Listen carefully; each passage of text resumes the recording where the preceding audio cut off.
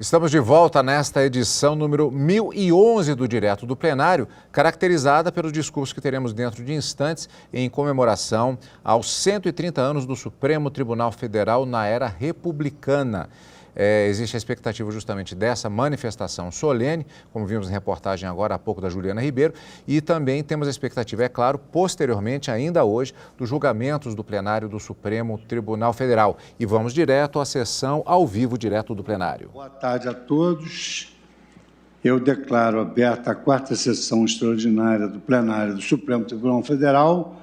E antes da leitura da ata da sessão anterior, gostaria de saudar os eminentes colegas, saudar aqui presencialmente, em razão da queda da internet, o nosso decano, o ministro Marco Aurélio Mello, o ministro Gilmar Mendes, o ministro Ricardo Lewandowski, a ministra Carmen Lúcia, o ministro Dias Toffoli, que está sem imagem, mas está presente, ministra Rosa Weber, ministro João Alberto Barroso, ministro Luiz Edson Fachin, ministro Alexandre de Moraes e ministro Nunes Marques.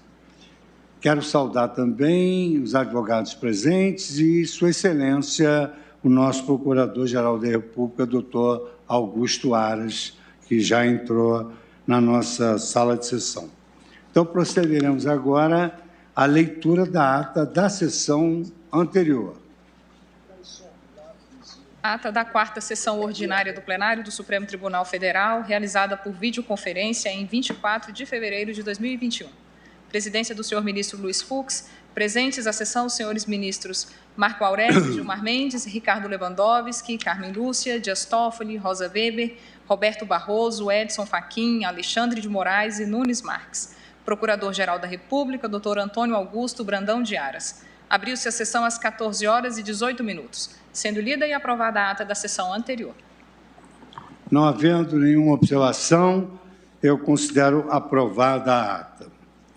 Excelentíssimos senhoras ministras, senhores ministros, senhor Procurador-Geral da República, senhoras e senhores, antes de passarmos à abertura dos trabalhos com o julgamento do primeiro processo da pauta, eu gostaria de destacar que no próximo dia 28 de fevereiro, que cai no domingo, o Supremo Tribunal Federal celebra 130 anos de história republicana.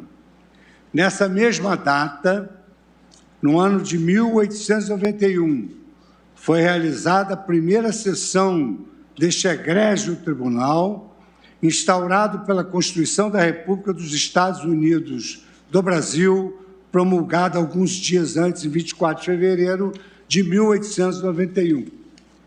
Nessa quadra histórica, por força dos artigos 55 e 56 da Constituição então vigente, o antigo Supremo Tribunal de Justiça do Império se tornou o Supremo Tribunal Federal, então sediado na cidade do Rio de Janeiro e composto por 15 juízes, nomeados dentre os cidadãos elegíveis para o Senado de saber e reputação notáveis. De 1891 até os dias atuais, este Supremo Tribunal Federal perpassou 6 constituições e testemunhou um amadurecimento cívico da nação brasileira. No entanto, mais do que testemunhar, este tribunal, no exercício de suas funções judicantes, sempre esteve na busca da pacificação de conflitos e catalisou a evolução político-institucional do país, portando-se como um vetor positivo de segurança jurídica, de proteção das liberdades humanas e das garantias fundamentais. Firme nessa âncora, o Supremo Tribunal Federal soube acompanhar e responder às demandas e os desafios de cada tempo, ressignificando ao longo das décadas, o seu senso de missão.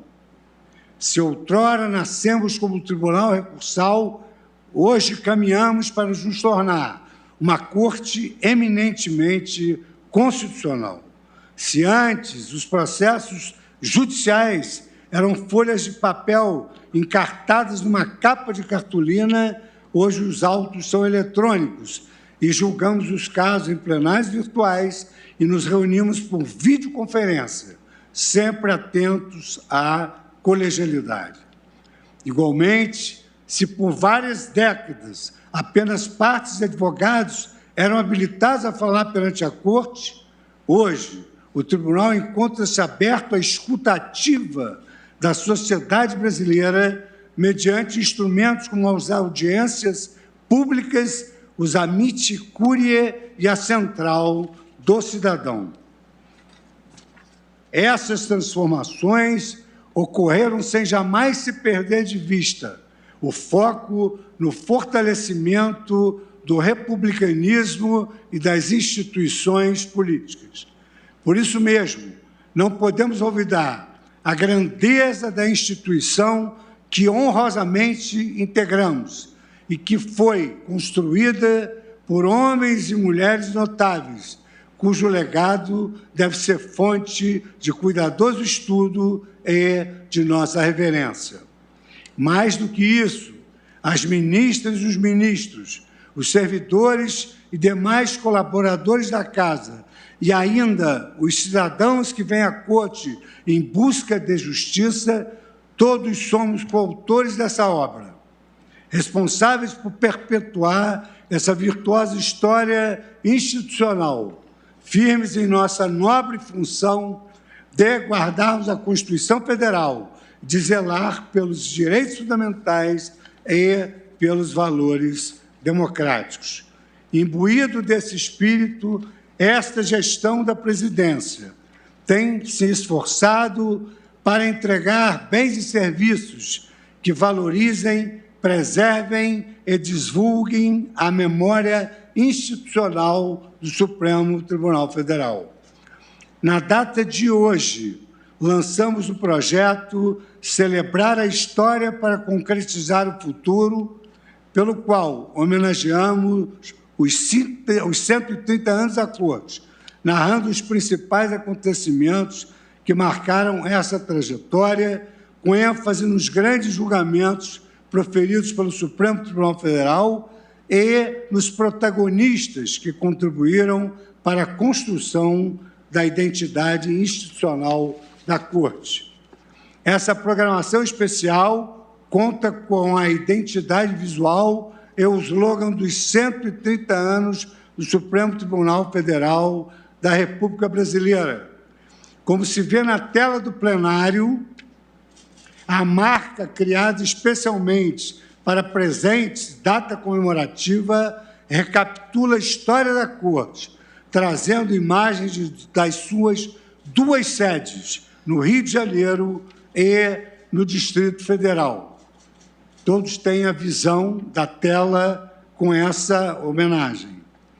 Em complemento, lançaremos uma série de iniciativas que valorizam não apenas a memória institucional da Corte, mas também a sua atuação como guardiã das diferentes constituições redigidas durante esse período. Primeiro, a comemoração dos 130 anos do Tribunal será eternizada pela criação de um hot site, composto por declarações, reportagens, dados históricos e fotos conectados com a história republicana brasileira, os quais serão atualizados ao longo do ano.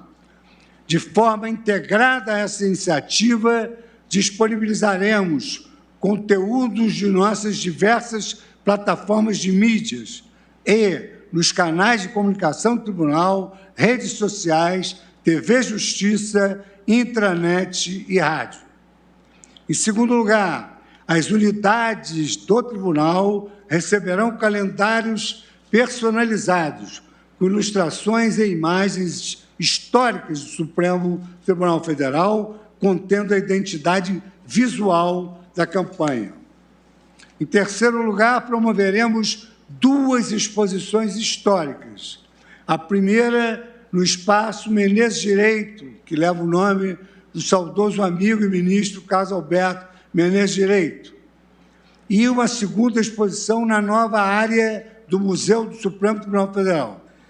Em ambas as exposições, serão expostos itens do acervo mobiliário do Supremo Tribunal Federal, processos e documentos históricos da Corte, objetos pessoais dos ministros, bem como registros fotográficos de eventos que moldaram a instituição tal qual hoje a conhecemos. Em quarto, inauguraremos nos próximos meses um novo espaço de coworking localizado na Biblioteca Vitor Nunes Leal. O intuito dessa iniciativa é o de proporcionar um ambiente interno interativo para que pesquisadores e intercambistas do Brasil e do exterior possam vir ao Supremo Tribunal Federal, realizar pesquisas acadêmicas e consultar o acervo do Tribunal em espaços de estudo e de conveniência proveitosos, com acesso, inclusive, às tecnologias adequadas. Em quinto lugar, em linha com a iniciativa de transformar o Supremo Tribunal Federal em uma corte acessível também em ambiente virtual, os nossos seguidores nas redes sociais desfrutarão de lives comemorativas, tais como o webinar Supremo Tribunal Federal, 130 anos na era republicana, a história da formação da jurisprudência de liberdades e a Biblioteca e Agenda 2030 da ONU. Além disso, a página oficial da Corte irá compartilhar fotografias de cidadãos e cidadãs na sede da Corte, decidindo postá-las em seus perfis pessoais. Em suma, como bem resumiu o historiador francês Marc Bloch, a história é uma coisa em movimento. Para se pensar prospectivamente, é preciso antes um olhar atento e crítico entre o passado e o presente da Corte, porquanto a incompreensão do presente nasce fatalmente da ignorância do passado. Deveras, a compreensão do passado é em vão caso nada se saiba do presente. Com o objetivo de bem conduzir a Corte prospectivamente, encerro essa minha homenagem aos 130 anos do Supremo Tribunal Federal, com esse olhar iniciado por Marc Bloch, relembrando as ministras e os ministros que por aqui passaram e exaltando as ações dos que aqui se encontram. Devemos, de um lado, relembrar os grandes feitos da instituição e daqueles que a compuseram. Esses 130 anos é parte da bússola que deve guiar a Suprema Corte hoje e amanhã, como guardiã do projeto de nação erigido pela Constituição Federal. De outro lado, não é demais reafirmar o nosso compromisso dos atuais integrantes do Supremo Tribunal Federal, ministras e ministros, servidoras e servidores desta Casa, que se dedicam diuturnamente a entregar ao cidadão brasileiro justiça proba e eficiente, possibilitando, assim, a construção de uma instituição forte e íntegra.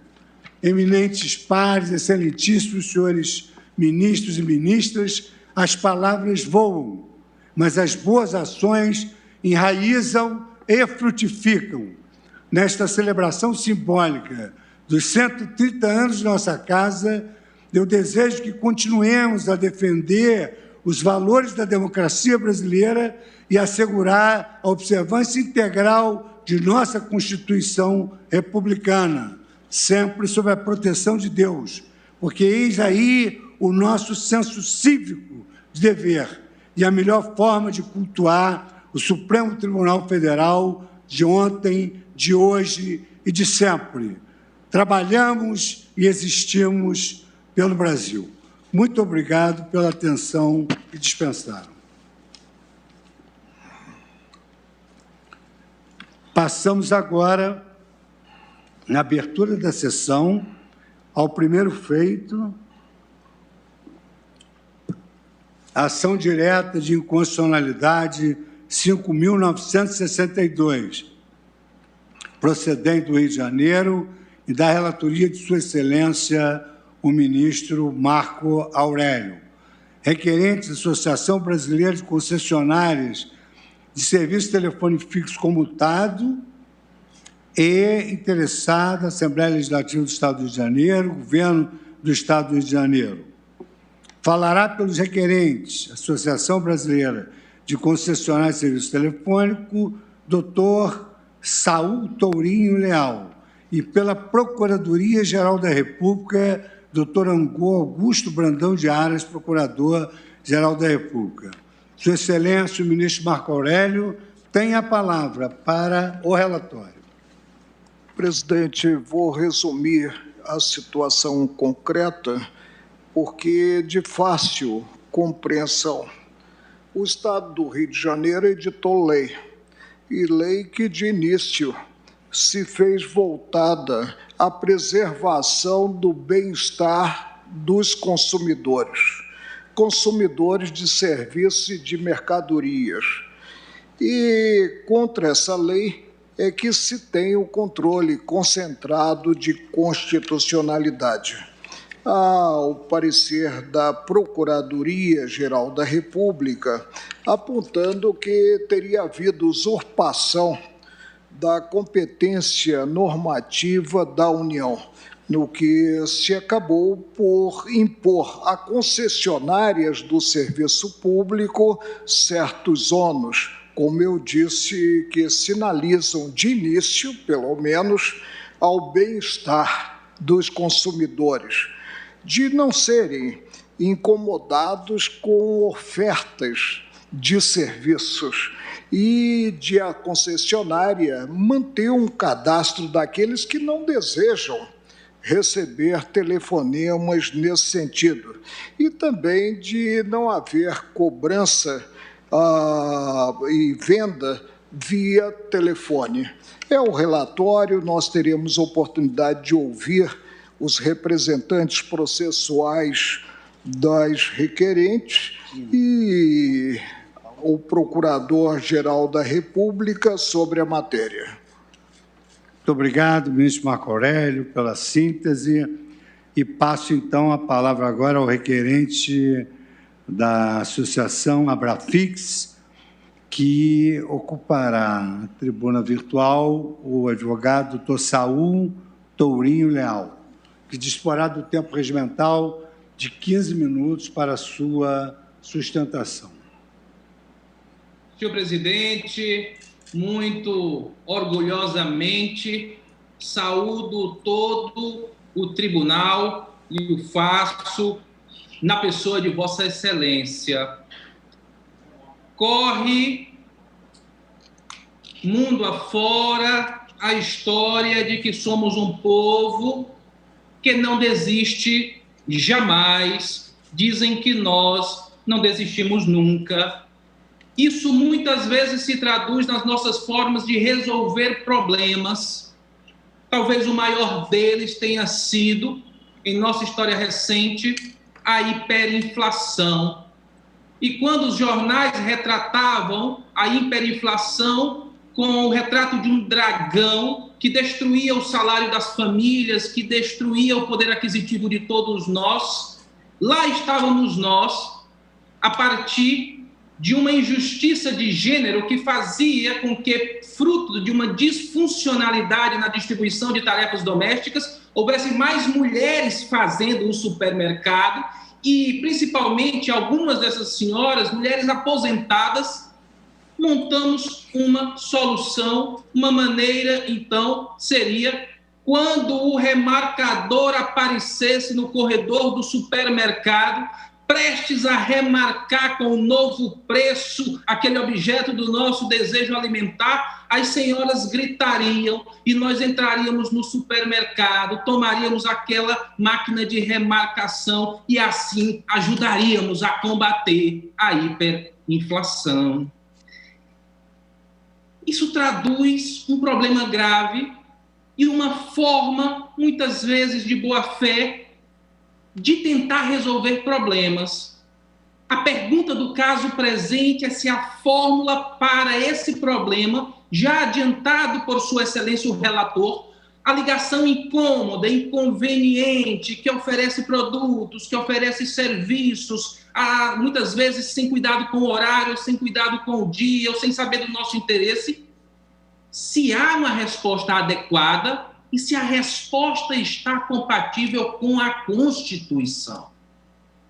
A Lei 4.896, de 2006, do Estado do Rio de Janeiro, fora alterada por duas leis do ano de 2018, a Lei 7.853 e a Lei 7.885. O que essas legislações fizeram com a lei inicial? Estabeleceram um cadastro especial de assinantes que manifestariam a sua oposição em receber ofertas de comercialização de produtos e de serviços por telefone, normalmente por meio que chamamos de telemarketing.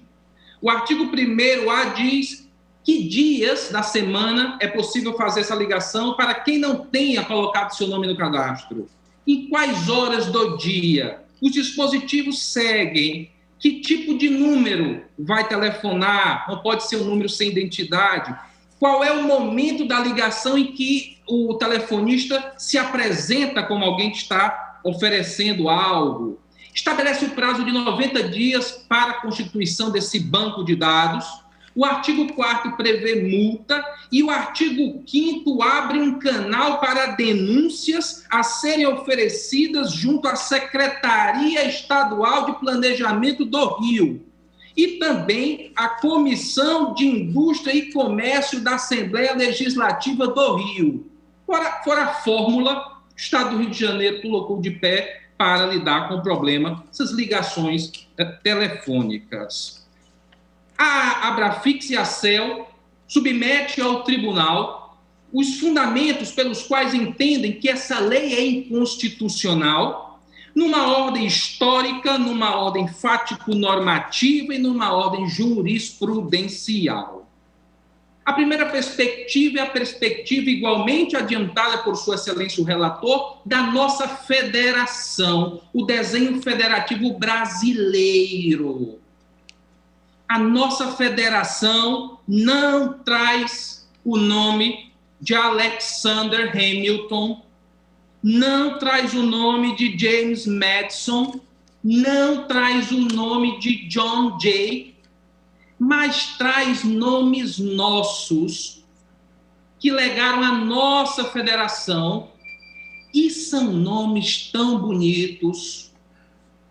Benedita da Silva, Ulisses Guimarães, Lídice da Mata, Afonso Arinos, Maria de Lourdes Abadia, Bernardo Cabral. São esses os nomes que, ao lado de outros nomes, forjaram uma federação carente da União, uma federação que exorta uma liderança da União para que, em temas específicos, seja uma força aglutinadora, capaz de disparar uma potência que, de maneira nacional, universal e isonômico, preste serviços, dentre eles o de telecomunicações.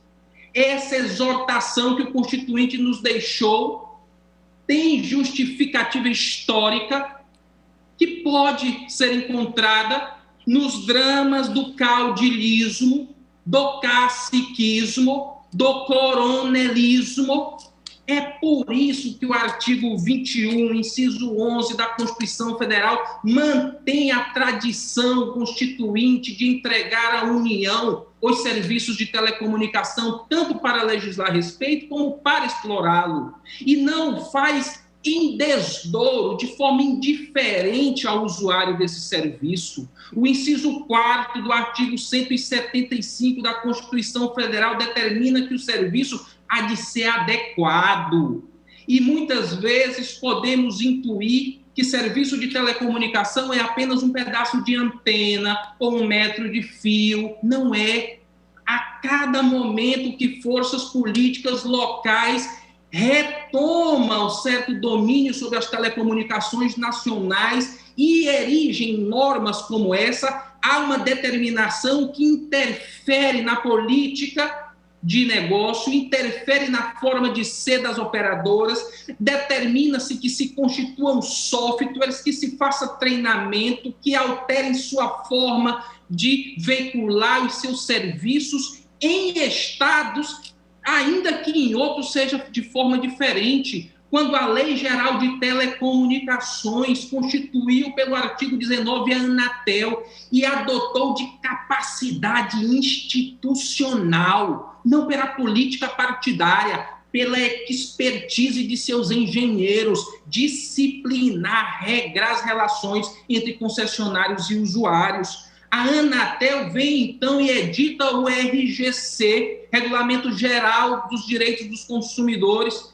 e o faz por meio da Resolução 632 de 2014, cujo artigo 3º, inciso 7º, assegura a privacidade dos usuários, e o inciso 18 do mesmo artigo 13 determina que essas ofertas não ocorram sem o consentimento prévio, livre e expresso. Para além disso, vem então nessa jornada de aperfeiçoamento de um serviço que vai mudando à luz do conhecimento técnico especializado e se constitui hoje uma nova forma de regulação que alguns chamam de regulação by design, outros vão entender como regulação responsiva ou simplesmente como autorregulação, em que essas plataformas convidam a sociedade civil, que delas fazem uso, a tomarem parte como um agente ativo na própria regulação da plataforma. É o que acontece hoje, por exemplo, quando é feito uma viagem por meio de um aplicativo de mobilidade e você ali diretamente diz que o condutor não foi distinto com você, ou o contrário, que fora, e que por isso merece elogios e uma ascensão dentro de um ranking que a própria plataforma erigiu. É uma regulação criativa, moderna, que faz uso da tecnologia. Essa forma de regulação, nesse particular do telemarketing, da ligação telefônica para ofertas, se deu no sistema de autorregulação de telecomunicações, o SART, que constituiu, depois de investimento em pesquisa, investimento em desenvolvimento, constituiu a plataforma nãomeperturbe.com, nãomeperturbe.com, onde qualquer usuário de um aparelho telefônico ingressa, coloca o seu nome, coloca o número telefônico, elege ali que operadoras não devem incomodá-lo, e num passe que não é de mágica, é tirocínio da engenharia combinada com a tecnologia. Todo o problema dessas ligações inconvenientes fora de hora está resolvido. Há um bloqueio feito com o uso da tecnologia. O nãoperturbe.com é a resposta que nós demos para esse problema, sem haver necessidade de que leis estaduais constituam uma autofagia federativa, pulverizando regramentos de telecomunicação ao seu modo. E por isso, já encerrando, é de fundamental importância destacar que esse Supremo Tribunal Federal, pelo seu pleno, dedicou um dia inteiro, em 2016, ao julgamento da ação direta de inconstitucionalidade 3959.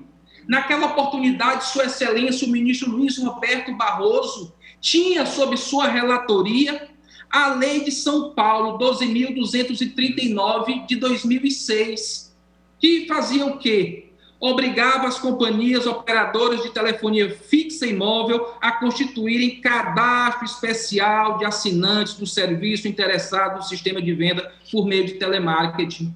Sua Excelência, ministro Barroso, nos autos da DI 3959, submete seu voto ao colegiado, declarando a inconstitucionalidade da Lei de São Paulo. o colegiado responde por unanimidade.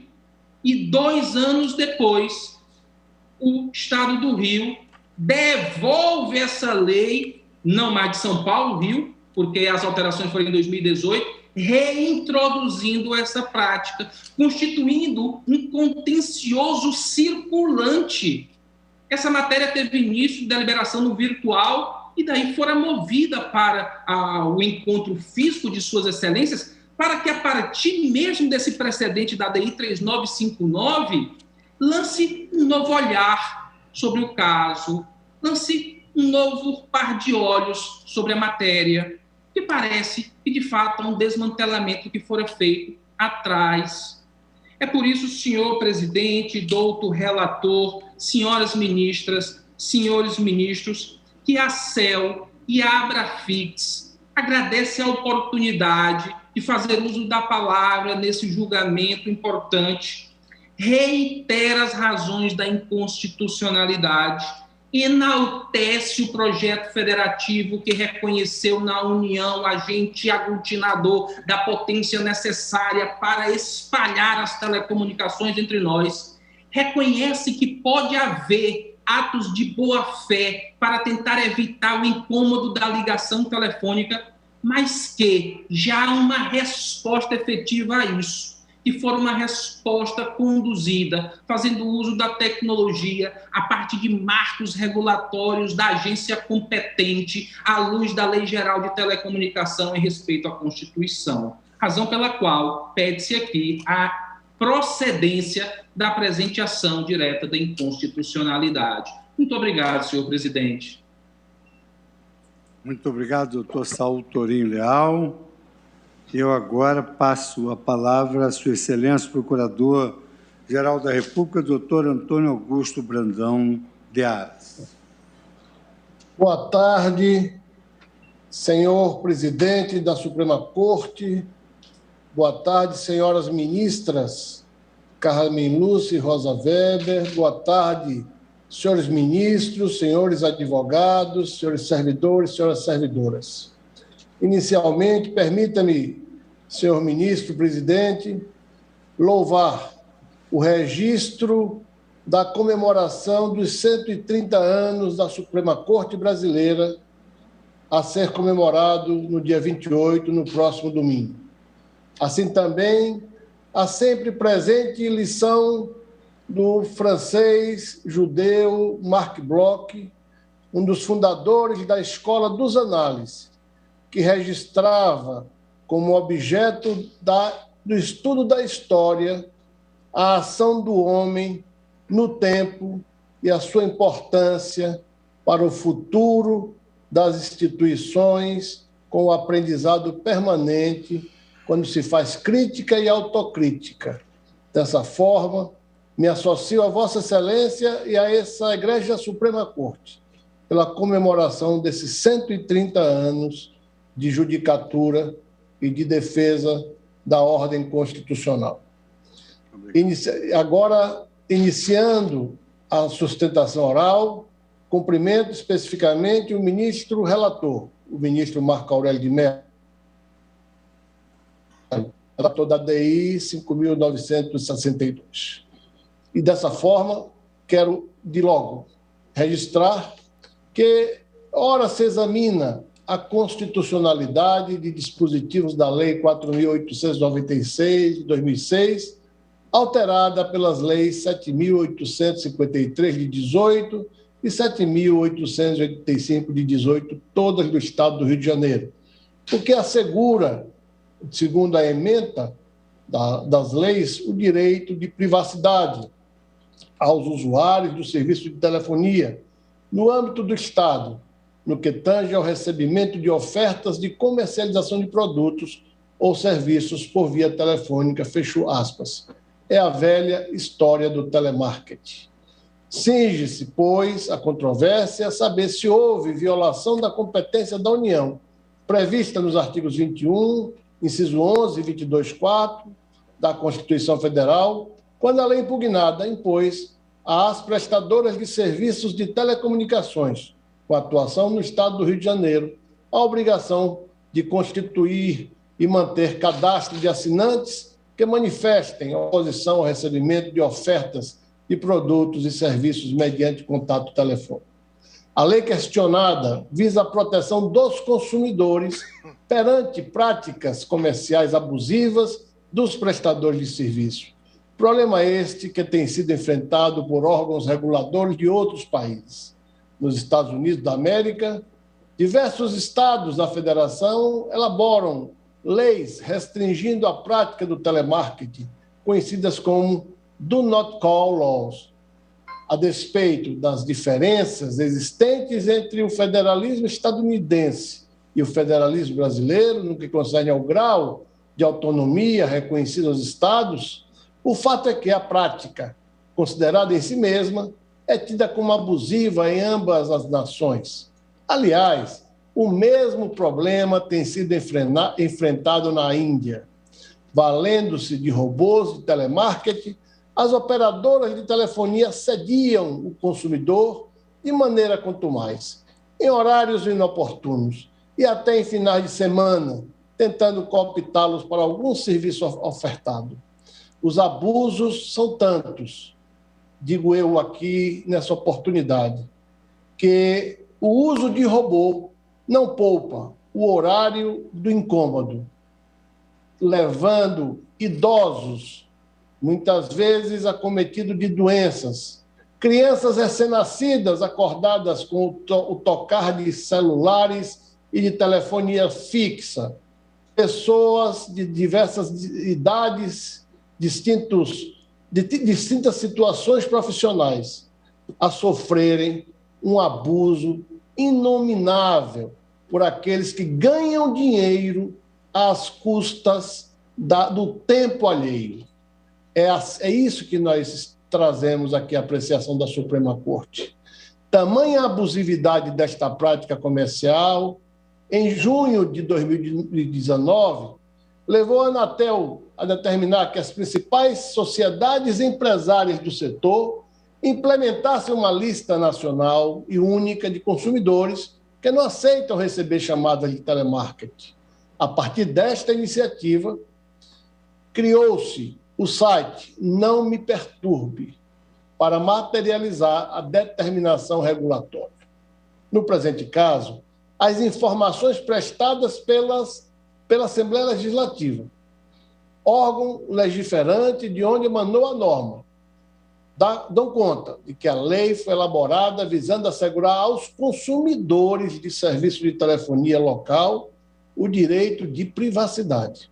A função da norma, portanto, é eminentemente protetiva do consumidor no que atine ao recebimento de ofertas de comercialização de produtos, serviços por via telefônica. A propósito, é o que consta da ementa e do caput do artigo 1º do diploma legal questionado.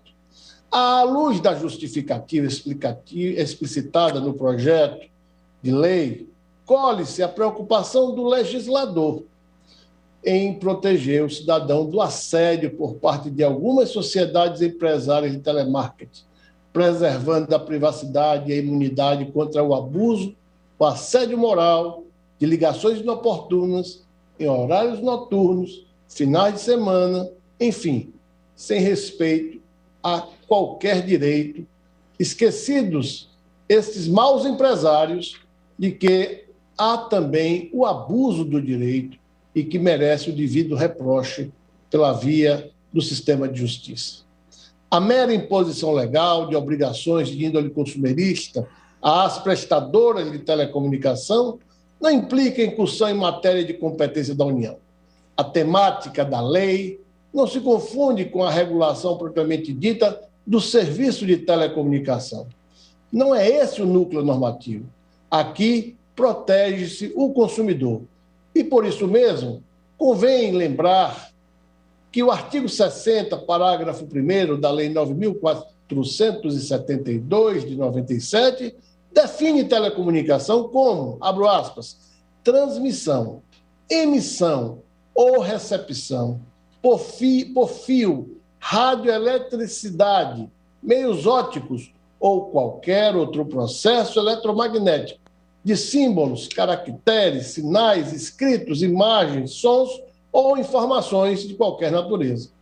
E o artigo 2º do anexo à resolução número 73 de 98 da Anatel define serviço de telecomunicações como, abro aspas, conjunto de atividades que possibilita a oferta de transmissão, emissão ou recepção por fio, radioeletricidade, meios ópticos ou qualquer outro processo eletromagnético de símbolos, caracteres, sinais escritos, imagens, sons ou informações de qualquer natureza, fecho aspas. A lei questionada, portanto, não trata da oferta de transmissão, emissão ou recepção de símbolos, caracteres, sinais, escritos, imagens, sons ou informações de qualquer natureza. A lei também não estabelece preço de serviço, não define aspectos sobre tecnologia do serviço, tampouco dispõe sobre acessibilidade. A norma limitou-se a estabelecer aos prestadores de serviço o cumprimento de uma obrigação acessória de natureza consumerista, ou seja, não importunar consumidores que manifestem oposição à prática. Isso, portanto, não interfere data vênia no exercício da competência da União para dispor sobre telecomunicações, tampouco na regulamentação e contratação de atividade de telecomunicações firmada entre as empresas e a União. Em suma, não há inconstitucionalidade formal orgânica. O ato normativo estabelece regra protetiva da privacidade do usuário do serviço de telecomunicações, visando ao resguardo de seus dados e à preservação do seu escasso tempo para o descanso, lazer, convívio familiar e mesmo para o exercício do trabalho.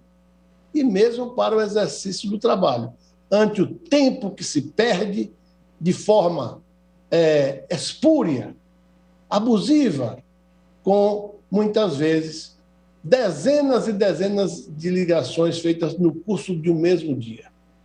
Tudo isso faz com que a lei questionada seja uma garantia de que o cidadão não será importunado em sua intimidade, não será importunado na sua vida cotidiana e, caso assim o queira, possa optar pelo registro do seu nome no Não Me Perturbe. Incide aqui, inclusive, a já consagrada teoria da perda do tempo útil ou teoria do desvio produtivo consagrado no direito norte-americano. Por conseguinte, a norma inquinada, repita-se, não integra o tema típico das telecomunicações. Situa-se, pelo contrário, no conjunto das normas que compõem o direito do consumidor, matéria que é da competência legislativa concorrente, conforme o disposto no artigo 24, inciso 8 da Constituição. Este egrégio Supremo Tribunal Federal tem jurisprudência sobre casos que envolvem a apreciação de leis de conteúdo interdisciplinar. E o critério definidor da titularidade da competência legislativa é a identificação do núcleo do diploma legal. Em se tratando de relação de consumo, o raciocínio há de ser aquele típico das competências verticais, isto é, a de um condomínio legislativo onde incumbe à União legislar sobre normas gerais e aos estados a suplementação da legislação federal. Ao julgar o tema 272, de repercussão geral, a Egrégia Corte Suprema reconheceu a constitucionalidade das leis municipais que definem tempo máximo de espera de clientes em filas de instituições bancárias, exatamente por não interferirem na regulação do serviço bancário, matéria de competência privativa da União. O precedente firmado na ADI 4512, igualmente, no qual a Corte decidiu pela constitucionalidade da Lei do Estado do Mato Grosso do Sul, que, visando a proteger o consumidor, obrigou operadoras de plano de saúde a entregarem comprovante escrito em caso de negativa de cobertura de procedimento médico. A Corte entendeu que, ainda que tratasse de direito contratual e núcleo normativo da lei, estaria melhor situado no âmbito do direito do consumidor, matéria de competência concorrente e não do direito civil, matéria esta, sim, da competência privativa da União. Enfim, este Supremo Tribunal Federal também já reconheceu validade às leis estaduais que vedam a realização de cobranças e vendas de produtos via telefone, fora do horário comercial, nos dias de semana, feriados e finais de semana, como consta da ADI 6.087, em que foi relator o eminente ministro Marco Aurélio. Quem impõe também essa corte? Obrigação de fornecimento ao usuário de informações sobre a velocidade diária média dos serviços de internet, como ocorreu na ADI 5.572, em que foi relator o eminente ministro Alexandre de Moraes, e também no julgado que prevê o cancelamento de multa contratual de fidelidade na hipótese de perda do vínculo empregatício do usuário, conforme julgado na ADI 4.908, em que foi relatora a eminente ministra Rosa Weber. Tudo isso vem a se somar a outros precedentes que deixamos aqui de mencionar, dado a finalização do tempo de que dispomos para a sustentação. Por fim, a legislação estadual foi editada de modo compatível com os ditames da Constituição de 88, na medida em que restringiu-se a veicular normas específicas e que não estão em rota de colisão com as normas gerais federais. Com isso, o âmbito de conformação respeitou a moldura normativa estabelecida pelo Constituinte no artigo 24, parágrafo 2º da nossa Carta Maior. Em face do exposto, este Procurador-Geral da República manifesta-se pela improcedência do pedido formulado na ADI 4.562, com reconhecimento da constitucionalidade da Lei 4.896, de 2006, do Estado do Rio de Janeiro. Muito obrigado a todos. Muito obrigado, Excelência Procurador-Geral da República. Passo a palavra agora para o ministro Marco Aurélio para o voto. Presidente, duas observações. A primeira diz respeito ao princípio lógico-racional, segundo o qual nada surge sem uma causa. Evidentemente, as requerentes visam a preservação de mercado, no que esse serviço rende e rende bem às concessionárias. Segunda observação é que não estou em qualquer lista de concessionária, muito embora bombardeado diariamente com oferta de produtos e de serviços, não com cobrança desses serviços, porque não sou devedor relapso. Presidente, a ação direta foi ajuizada apontando-se apenas o vício formal, não material. Creio que ninguém, mantido o bom senso, critica o fundo da lei do Estado do Rio de Janeiro, ou seja, o caráter salutar dessa lei. O que se aponta é que o Estado do Rio de Janeiro teria usurpado a competência do Poder Central de disciplinar aspectos ligados à comunicação. O pano de fundo está bem elucidado. A lei, ela previu um cadastro de usuários contrários. Eu figuraria com muita satisfação nesse cadastro. Contrários ao recebimento de oferta de produto ou serviço.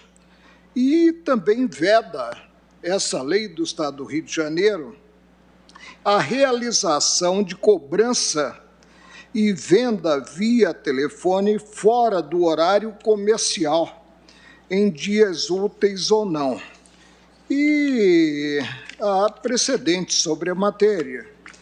Eu me refiro ao julgamento da ação direta de inconstitucionalidades 5.745, apreciada essa ação em fevereiro de 2019. Presidente, quando a Advocacia Geral da União atua no controle concentrado de constitucionalidade, o faz a partir do disposto no parágrafo 3º do artigo 103 da Constituição Federal. Esse preceito é pedagógico no que revela que a advocacia deve atuar como curadora da lei, não como parecerista, não como a defender a União. É o que está no preceito constitucional e precisa ser observada. Por que faço esse registro? Porque a advocacia, abandonando esse papel de curadora da lei, acaba por, até certo ponto, atacá-la, no que entende que teria havido realmente a invasão, a usurpação da competência do poder central. Mas preconiza, esse é o lado bom da manifestação, que se mantenha os efeitos da lei enquanto não editada, Deus sabe quando será editada, legislação federal sobre a matéria. Por isso, pronunciou-se a advocacia, ao invés de defender a lei, pela procedência parcial do pedido formulado pelas requerentes. E o parecer da Procuradoria-Geral da República é no sentido da usurpação, que teria havido mesmo a usurpação da competência da União. As autoras são parte legítima, conforme reiteradamente reconhecida pelo Supremo. Cito as ações diretas de inconstitucionalidade 4.477, relatora ministra Rosa Weber, com acordo publicado no Diário de 31 de maio de 2017, e 5.098, relatada pelo ministro Alexandre de Moraes, com acordo publicado no Diário de 28 de abril de 2018. Importa saber, para definir-se a legitimidade, importa saber a representatividade da associação. Sendo abrangente sob o ângulo territorial, pegando todo o Brasil, não há falar em legitimidade a partir do fato de alcançar certo segmento limitado. Cumpre interpretar o inciso 9 do artigo 103 da Lei Maior, de modo a viabilizar, tanto quanto possível, desde que não se discrepe do texto constitucional, a formalização do processo objetivo. Está atendido o requisito exigível em se tratando de ação formalizada por associação da pertinência temática ante o estreito vínculo dos objetivos institucionais das entidades com a matéria examinada, a afetar interesses, principalmente o interesse que diz respeito ao bolso das pessoas jurídicas associadas, prestadoras de serviço de telefonia fixa, comutada e móvel. Está em jogo definir se a Lei 4.896, de 2006, com as alterações promovidas por leis subsequentes, 7.853, de 2018, e 7.885, de 2018, é harmônico ou não com a Constituição Federal. A Assembleia Legislativa do Rio de Janeiro atuou de forma suplementar na proteção do consumidor. Pobre consumidor que, nesse caso, não pode sequer dizer desaforo ao telefone, porque, geralmente, do outro lado está um robô repetindo, né, a mensagem quanto ao serviço. Na forma do artigo 21, inciso 11, e 22, inciso 4 da Carta da República, cabe, não há menor dúvida, ao ente central, privativamente, legislar sobre telecomunicações e explorar, direta ou mediante autorização,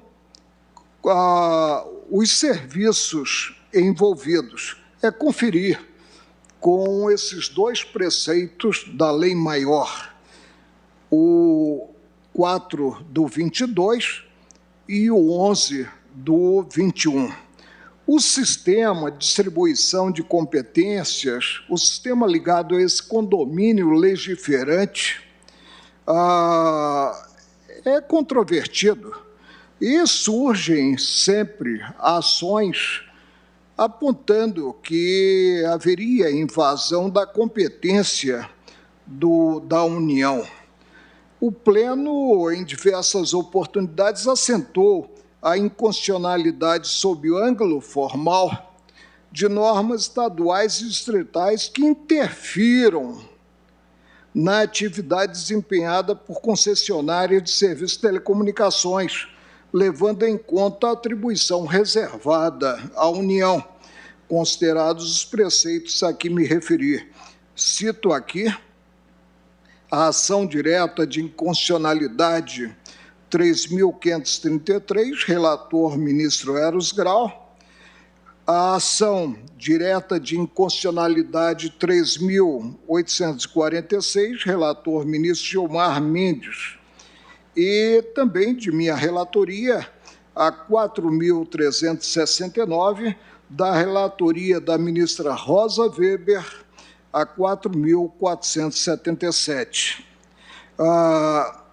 Vou ao âmago da controvérsia. O texto constitucional não revela impedimento à edição de legislação estadual que, sem versar especificamente referidos serviços da concessionária, acabe produzindo impacto de alguma forma nas operações das empresas prestadoras, desde que preservado o núcleo da regulação a ser exercida pelo ente central da federação. Indaga-se com desassombro o legislador local ao instituir a obrigação de criação e manutenção de cadastro especial de usuários que se oponham ao recebimento de ofertas de comercialização de produtos e serviços, fixando prazo para o implemento e multa por descumprimento, e ao vedar a realização de cobranças e vendas de produtos via telefone, fora do horário comercial, nos dias de semana, feriados e finais de semana, interveio no núcleo de atuação das empresas voltadas à prestação de serviços de telecomunicações, usurpando competência privativa da União? A resposta é negativa. A elaboração do ato normativo não criou obrigação nem direito relacionados à execução contratual da concessão de serviços de telecomunicações. Antes, buscou ampliar mecanismo de tutela da dignidade dos usuários destinatários finais na dicção do artigo 2º do Código de Defesa do Consumidor.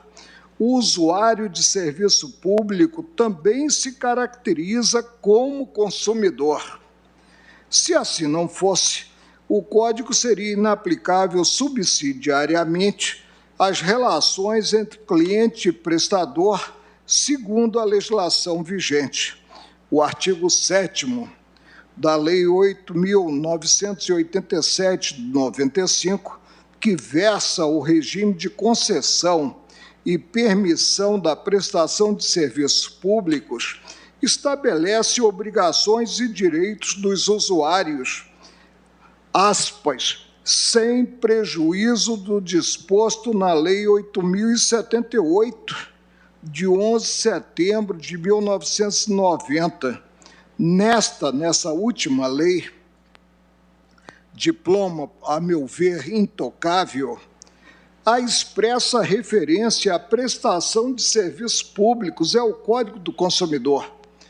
A Política Nacional das Relações de Consumo tem por objetivo o atendimento das necessidades dos consumidores, o respeito à sua dignidade, saúde e segurança, a proteção de seus interesses econômicos, a melhoria da sua qualidade de vida, bem como a transparência e a harmonia das relações de consumo, atendidos os seguintes princípios. É o artigo 4º do Código do Consumidor. E entre esses princípios tem-se a racionalização e melhoria dos serviços públicos. E são direitos básicos do consumidor, entre outros, adequada e eficaz prestação dos serviços públicos em geral. A mais, o artigo 22 preceitua que os órgãos públicos, por si ou suas empresas, concessionárias, permissionárias ou por qualquer outra forma de empreendimento, são obrigadas a fornecer serviços adequados, eficientes, seguros e, quanto aos essenciais, contínuos. O que se verifica na espécie? Disciplina voltada à proteção do usuário do serviço público, na qualidade de consumidor, inexistindo descompasso com o artigo 175, parágrafo único da Constituição Federal. Tem-se manifestação do exercício da competência concorrente dos Estados para dispor sobre o direito do consumidor, a teor do artigo 24, inciso 5, da Lei Maior, no que autoriza a complementação em âmbito local de norma editada pela União, com ampliação da tutela dos cidadãos que utilizam o serviço. Não foi outra a conclusão alcançada pela maioria dos integrantes deste tribunal quando do julgamento da ação direta de inconstitucionalidade 6.087 de minha relatoria, com acórdão publicado no DJ de 23 de setembro de 2019, na qual questionada a rigidez de lei editada pelo Estado do Amazonas, de número 4.644/2018, no que vedava a realização por empresas e estabelecimentos comerciais localizados na unidade federativa de cobranças e vendas de produtos via telefone, fora do horário comercial, nos dias de semana, feriado e finais de semana. O colegiado maior concluiu legítima a atuação do legislador estadual a ampliar a garantia franqueada aos usuários, valendo-se da competência concorrente conferida pela Carta da República. Eis a síntese do decidido e transcrevo para efeito de documentação, sem estar, repito, em qualquer lista de concessionária para não receber esses inoportunos, quase sempre, telefonemas. Julgo improcedente o pedido, declarando a constitucionalidade da Lei 4.896, de 9 de novembro de 2006, do Estado do Rio de Janeiro, com as alterações promovidas pelas de número 7853, 7885, publicadas em 16 de janeiro e 5 de março de 2018. É como voto, presidente, dizendo que tomei o tempo do colegiado com a leitura desse voto por atuar não como vogal, mas como relator da ADIM. Eu agradeço, Sua Excelência, o ministro Marco Aurélio, um voto esclarecedor, didático, e passo a palavra agora ao ministro Nunes Marques para o voto.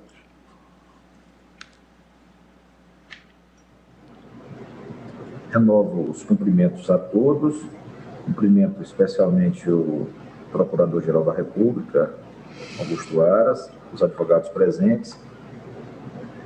As autoras se apresentam como entidades de classe de âmbito nacional, qualidade essa que já fora reconhecida em precedentes desse excelso tribunal.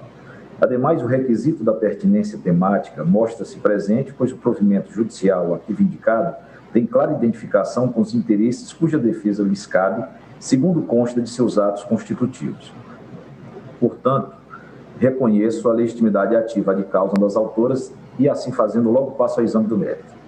A lei impugnada tem a seguinte redação: fica assegurado o direito de privacidade aos usuários do serviço de telefonia no âmbito do Estado do Rio de Janeiro, no que tange ao recebimento de ofertas de comercialização de produtos ou serviços por via telefônica.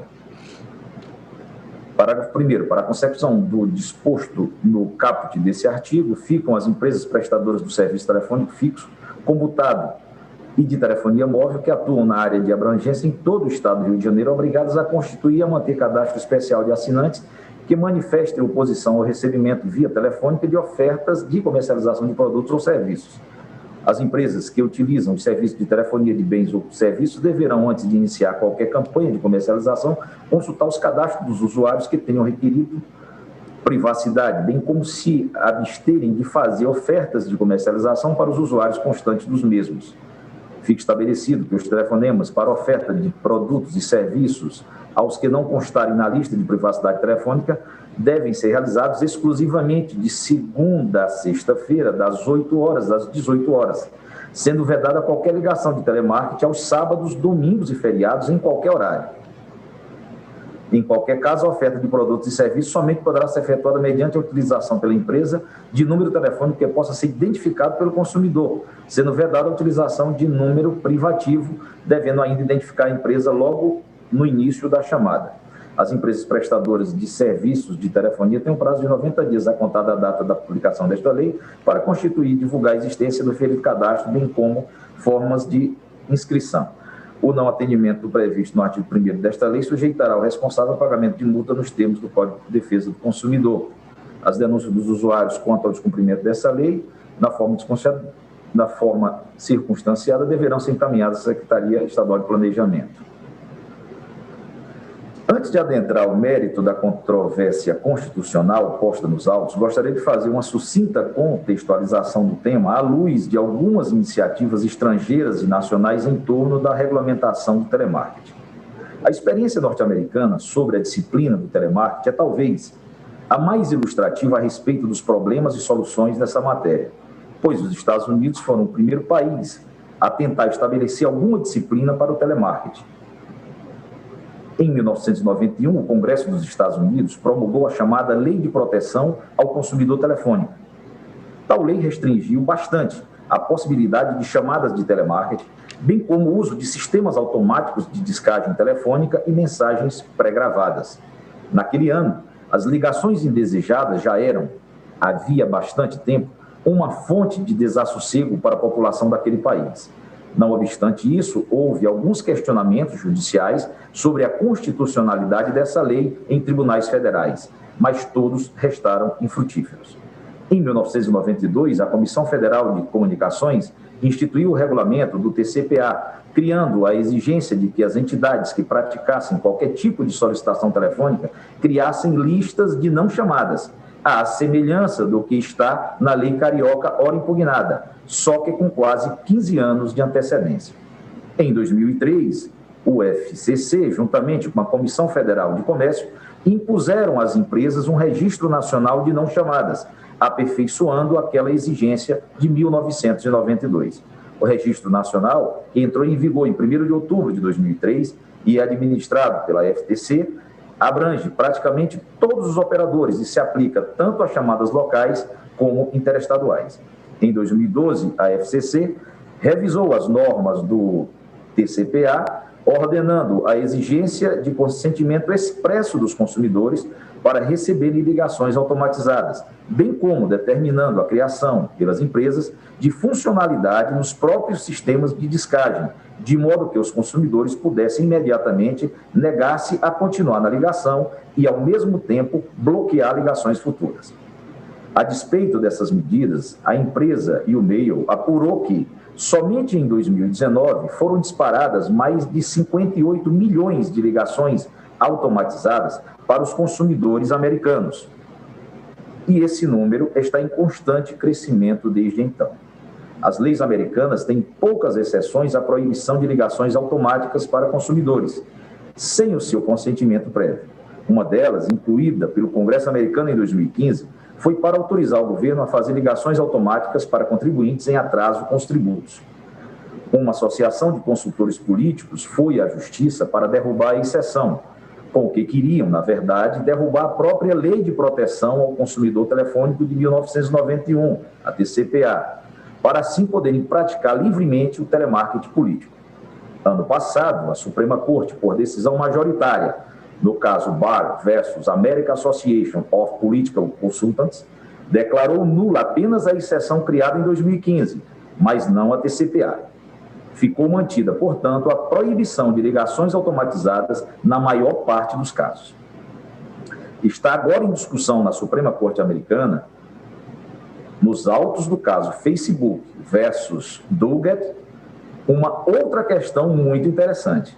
Saber se as ligações automatizadas são apenas aquelas feitas por mecanismos geradores aleatórios de números, ou se abrangem também os casos em que as ligações não são aleatórias, mas, ao contrário, baseadas em tratamento de dados pessoais, ou seja, em perfis construídos a partir da navegação na internet ou em outras interações digitais. Quando a TCPA foi aprovada, no começo dos anos de 1990, o que se queria evitar eram ligações telefônicas inoportunas, que eram disparadas por mecanismos que varriam indiscriminadamente toda a lista telefônica, do primeiro ao último número. Atualmente, as ligações por telemarketing estão baseadas em mecanismos inteligentes, que traçam o perfil do usuário e apenas disparam ligações bem direcionadas. Para os adeptos dos novos modelos de negócio, ampliar a proibição dos anos de 1990 para abranger essas novas situações seria sufocar a inovação. Para os defensores da privacidade, esse tipo de telemarketing seria ainda mais invasivo do que o anterior. A questão ainda não foi decidida pela Suprema Corte Americana. Há regulamentações a respeito do telemarketing também mais ou menos rigorosas na União Europeia, no Reino Unido, na Austrália e no Canadá. Em geral, essas regulamentações tratam da formação de listas, ora dos interessados em não receber, ora dos interessados em receber as ligações, de aspectos que devem ser observados na própria ligação telefônica para dar transparência ao telemarketing e das possibilidades que devem ser oferecidas ao consumidor para se desocupar mais rapidamente da ligação. No Brasil, também já existem importantes iniciativas nessa área, com destaque para o site Não Me Perturbe, que foi uma iniciativa de autorregulação das próprias empresas do setor de telecomunicações, em articulação com a Anatel, tendo entrado em operação em 2019. Do referido site, colhe-se as seguintes informações sobre a sua operação. Através desse website, o usuário que não desejar receber chamadas de telemarketing das prestadoras de serviços de telecomunicações participantes, telefone móvel, telefone fixo, TV e internet, poderá realizar seu cadastro informando o número do telefone que deseja realizar o bloqueio e a prestadora para a qual não deseja receber chamadas. Após a implantação do Não Me Perturbe, os bancos que trabalham com o produto consignado solicitaram a participação no website para permitir que os usuários solicitem também o bloqueio de ligações indesejadas relacionadas à oferta de empréstimo consignado e cartão de crédito consignado. através deste website, uma vez cadastrado em um telefone fixo ou móvel pelo consumidor da plataforma Não Me Perturbe, os bancos ou seus respectivos correspondentes e as prestadoras de serviços de telecomunicações participantes do serviço não poderão realizar qualquer oferta de operações de empréstimo consignado e cartão de crédito consignado ou oferta de telefone móvel, telefone fixo, TV e internet para esse telefone. Segundo o diretor de regulação e autorregulação da Conexis Brasil Digital, o número de chamadas de companhias telefônicas para os consumidores teria caído drasticamente. Em 2019, 48% das chamadas de telemarketing eram feitas pelas operadoras. Ano passado, após a implantação da plataforma Não Me Perturbe, esse percentual teria caído para 6%. Os PROCONs também têm importantes iniciativas nessa área, tanto antes como depois do site Não Me Perturbe. Estima-se que pelo menos 16 estados haja cadastros patrocinados pelos PROCONs para cercear as ligações abusivas de telemarketing. Aqui no Distrito Federal, por exemplo, o PROCON lançou o site Me Respeite. Nesse caso, trata-se de um serviço mais amplo em relação ao da Anatel, porque bloqueia chamadas e mensagens não só das operadoras de telecomunicações, como também de bancos, seguros e outros segmentos empresariais. Vê-se, portanto, que a matéria tem forte ligação com o direito do consumidor e vem sendo objeto de regulamentação em muitas partes do mundo e do nosso país. E a tendência é que esse assunto aumente de importância e demande regulamentações em vários níveis, porque os modelos de negócio que atualmente despontam na economia estão praticamente todos baseados no tratamento de dados e na fidelização do cliente por vários canais de comunicação, em especial pelo telefone. O telemarketing hoje não é usado apenas para oferecer produtos e serviços, mas para manter uma forte conexão com o usuário consumidor, seja em pós-venda, agendamentos, assistência técnica, etc. Nesse ponto, convém ressaltar que a Lei do Rio de Janeiro, ora impugnada, é bem específica no seu propósito.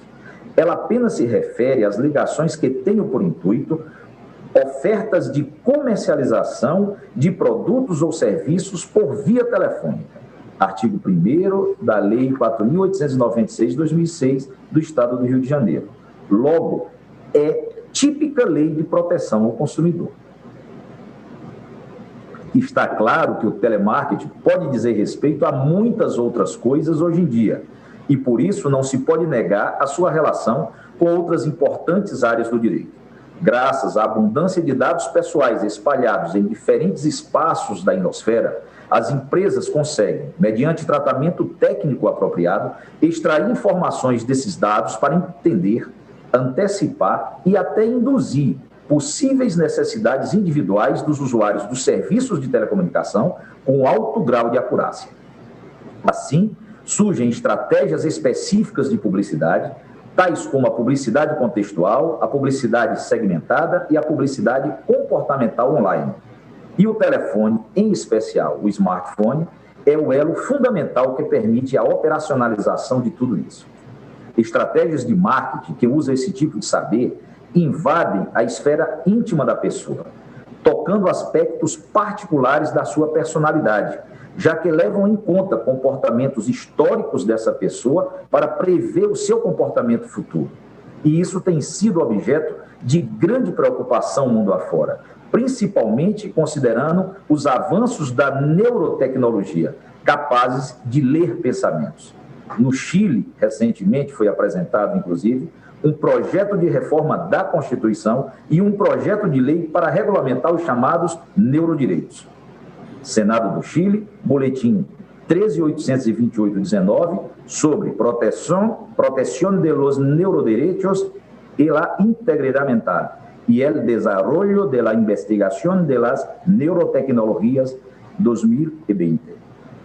A ideia lá é proteger a privacidade mental por meio de um direito de não ser manipulado. Intenta-se também evitar que novas tecnologias que aumentam a capacidade cerebral possam se constituir em bens privados com valor econômico, porquanto isso poderia implicar a criação de casta de super-humanos. Evidentemente, A regulamentação desses outros aspectos da proteção da privacidade não está sobre a competência do Estado-membro, pois se trata aí do direito fundamental à proteção de dados, reconhecido por esta Corte no julgamento da medida cautelar na ADI 6387, de relatoria da eminente ministra Rosa Weber. Mas a disciplina em si de uma lista de privacidade para não receber chamadas telefônicas inoportunas me parece estar dentro do escopo da competência estadual para regular o direito do consumidor. Constituição Federal, artigo 5º, inciso 32, cumulado com o artigo 24, inciso 8.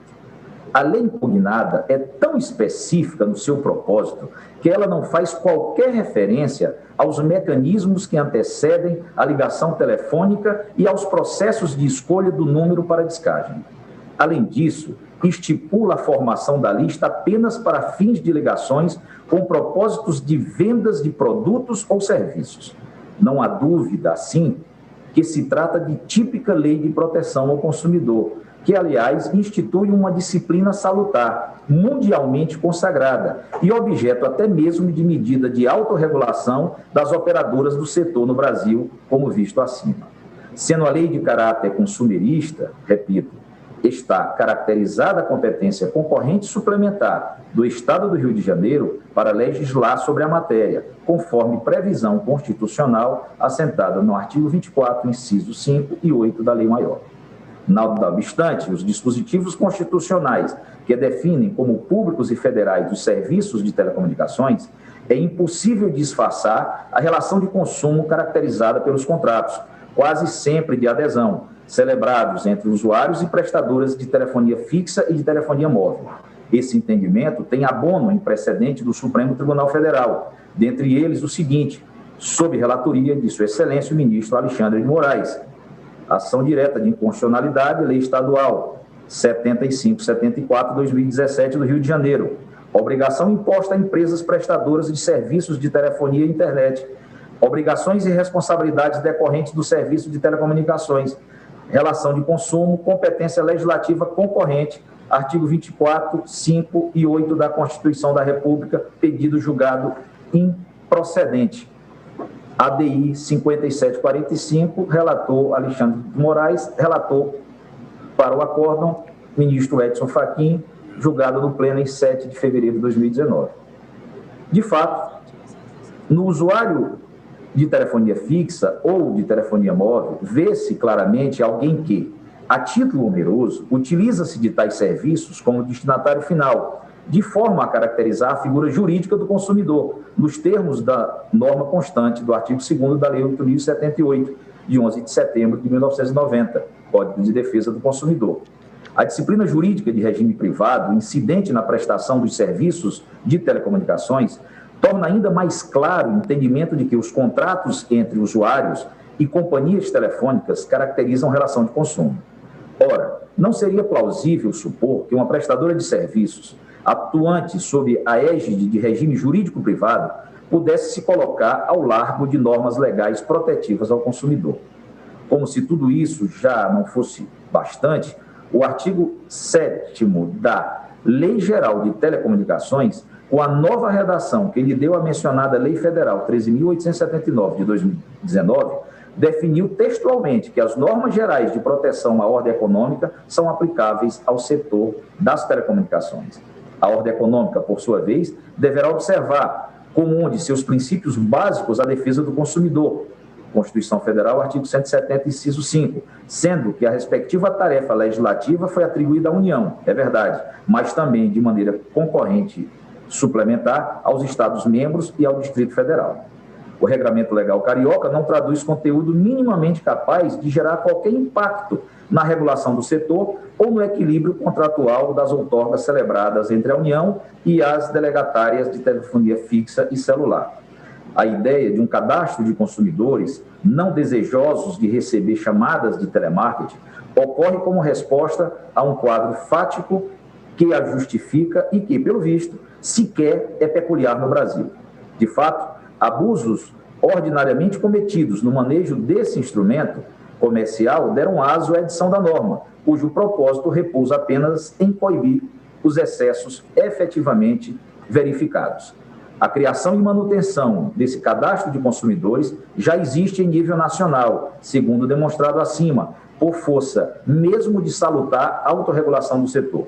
A circunstância de não constar tal regramento nos próprios contratos de concessão apenas reforçam que o tema é mesmo de direito do consumidor e não de direito das telecomunicações. O Supremo Tribunal Federal, recentemente, em processo da relatoria da ministra Rosa Weber, tratou do espaço comercial das prestadoras de serviço, deixando claro que o contrato de concessão não esgota a disciplina da relação entre o prestador de serviço público e o usuário. Ementa que eu me abstenho de ler, mas o conteúdo consta da ADI 5963, julgado em 29 de junho de 2020. Portanto, não há qualquer inconstitucionalidade formal a ser identificada nos dispositivos legais objurgados, tendo o Poder Legislativo Estadual atuado dentro dos limites traçados pelo artigo 24, incisos 5 e 8 da Constituição Federal.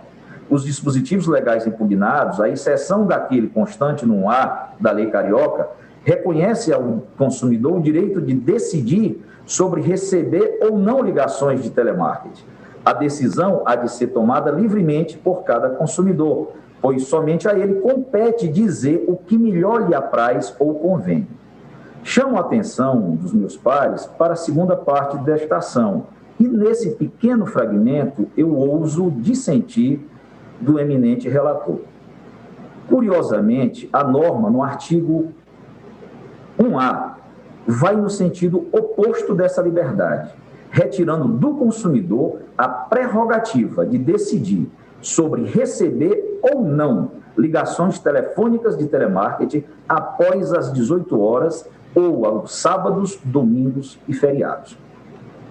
Não seria desarrazoado supor que alguém, por ter tantas tarefas a cumprir nos dias que vão de segunda a sexta, pudesse manifestar predileção para receber chamadas de telemarketing justamente após o horário comercial ou justamente aos finais de semana. Por razões de todo lógicas, o Estado não tem elementos para definir a prioristicamente que todas as ligações de telemarketing, depois das 18 horas ou aos sábados, domingos e feriados, não serão do agrado do consumidor. Se ao consumidor cabe dizer se quer ou não receber ligações de telemarketing, a ele também deve ser reconhecida a liberdade de manifestar eventual objeção quanto a horários ou dias de final de semana e feriado. Assim, o teor do artigo 1º-A da Lei Carioca 4.896 de 2006, mesmo que motivado por boas intenções, afronta a autonomia privada, tanto do consumidor como das operadoras de telefonia. Diante do exposto, julgo parcialmente procedente o pedido para declarar a inconstitucionalidade material do artigo 1A da lei objurgada, ao passo que declara a constitucionalidade de todos os demais dispositivos que integram a Lei 4896 de 2006, com os acréscimos nela inseridas por meio das leis 7853, 7855, todas do Estado do Rio de Janeiro. É como voto, senhor presidente, pedindo escusas também pelo alongado, porque é a primeira vez que eu me manifesto sobre essa matéria. Presidente, uma ponderação como relator, né? Pois não, ministro Margolese. É que o artigo 1A acaba sendo um artigo que preserva o consumidor. Por quê? Porque neste artigo 1A, o que se tem é a vedação da utilização do sistema para quem não esteja na lista daqueles que não desejam receber as ligações apenas em dias comerciais e de segunda a sexta-feira, das 8 às 18 horas, sendo vedada qualquer ligação de telemarketing aos sábados, domingos e feriados em qualquer horário. Agora, o que apontei no voto é que se tem, na verdade, quanto à essência da lei, algo bem-vindo. Para mim, bem-vindo. Mas, por outro lado, também não se tem o vício formal. no que a atuação do Estado do Rio de Janeiro foi suplementar, ou seja, somando ao que previsto na legislação federal.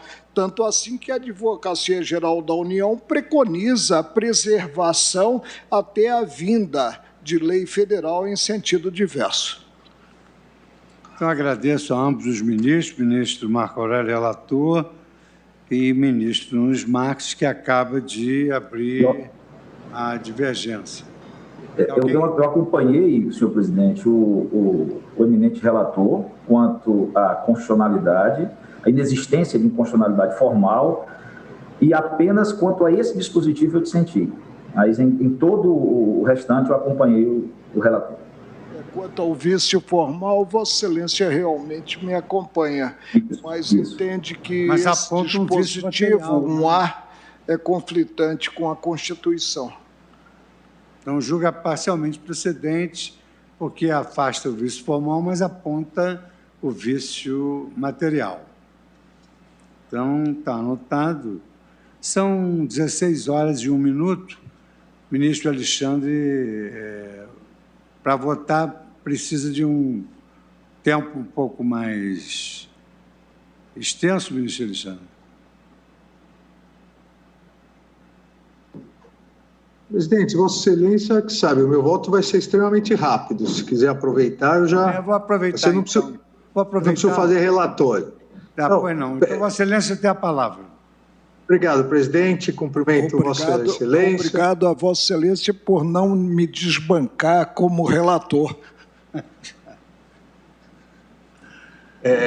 Cumprimento também a ministra Rosa Weber, nossa vice-presidente, ministra Carmen, ministros, doutor Augusto Aras, procurador-geral da República. Presidente, eu aqui, realmente em rápidas palavras, já antecipo que acompanho integralmente o eminente ministro relator, ministro Marco Aurélio, como já havia feito, inclusive, na sessão virtual, com uma ressalva de entendimento que falei no final, mas acompanho integralmente no mérito a ação pela improcedência.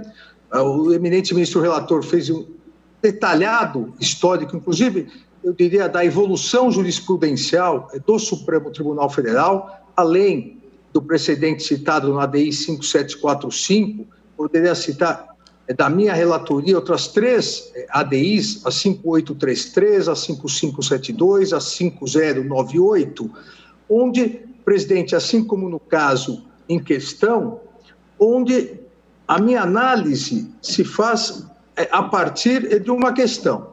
A lei estadual, ela interferiu ou não no núcleo de serviços de telecomunicação, na relação realmente contratual que foi licitada, na alteração de conceitos, definições próprias da legislação federal, ou versou apenas sobre matéria de proteção ao consumidor. É o núcleo essencial do contrato e da prestação desse serviço, porque aí competência da União, ou a proteção ao consumidor, e aí, da mesma forma como concluiu Sua Excelência o ministro relator, ministro Marco Aurélio, a competência seria também dos estados, competência concorrente, artigo 24, 5º. E essa matéria, presidente, eu diria que do ponto de vista fático é extremamente simples, porque eu duvido que alguém já não tenha se irritado com esses serviços de telemarketing, que invadem a privacidade das pessoas, e o ministro Marco Aurélio bem colocou isso, acabam despejando a publicidade, acabam despejando propagandas, sem a possibilidade, inclusive, isso foi ressaltado pelo eminente ministro Marco Aurélio, do contraditório, porque é uma gravação, um robô, ou seja, você, às vezes, larga tudo, as pessoas largam tudo o que estão fazendo para correr, atender o telefone, essa invasão de privacidade. Então, isso não é o núcleo essencial da prestação do serviço. Tanto que, e na própria sustentação oral, isso foi dito, e aqui, cumprimento o doutor Saul Torinho Leal, que isso foi evoluindo a partir dos serviços, o telemarketing foi evoluindo, não faz parte da essenciabilidade dos serviços de telecomunicação. Então, presidente, não há, a meu ver, qualquer inconstitucionalidade na lei. A minha ressalva, que já havia sido feita na sessão virtual, diz respeito à questão da Advocacia Geral da União, que constou, inclusive, na ementa do eminente ministro relator. A Corte já tem inúmeros precedentes que dispensa o advogado-geral da União do dever de ser o curador da constitucionalidade das leis estaduais, ou seja, de sempre defender a constitucionalidade das leis estaduais, quando já há um posicionamento pacificado anteriormente pelo plenário. Então, nesses casos, há a dispensa do advogado-geral da União eu diria, continuar dando murro em faca, ou seja, continuar defendendo a constitucionalidade da lei. Com essa única ressalva em relação à atuação, nesse caso, da Advocacia Geral da União, acompanho o eminente ministro relator para julgar improcedente a ação direta de inconstitucionalidade, declarando a constitucionalidade da lei estadual do Estado do Rio de Janeiro. É o voto, presidente. Então, muito obrigado, ministro Alexandre, pela brevidade com que se ouve, e eu suspendo a sessão pelo tempo regimental de 30 minutos.